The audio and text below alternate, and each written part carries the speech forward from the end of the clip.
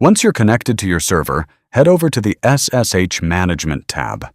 This is where CtrlOps makes one of the most painful server tasks incredibly simple.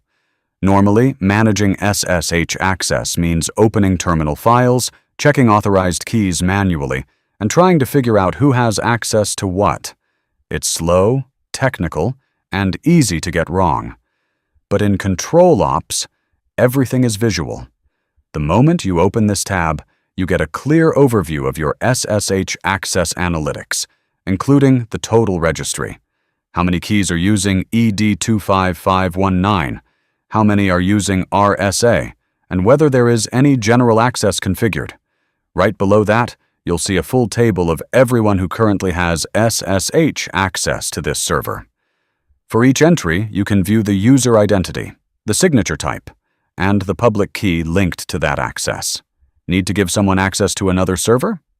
Just copy their public key using the Action button, and you can use this key to give any server access. No need to open any config files or run any commands. Need to remove someone's access? Just click the Delete button. And that SSH key is removed from the server instantly. And if you want to give a new person access to this server, just click Add Key. Paste their public key. Click Add Key button, and CtrlOps handles the rest. That user will get the same level of SSH access that your current server user already has, all without touching the command line. That's the power of CtrlOps, full SSH access management in a clean visual interface with no terminal complexity, no manual key editing, and no room for mistakes.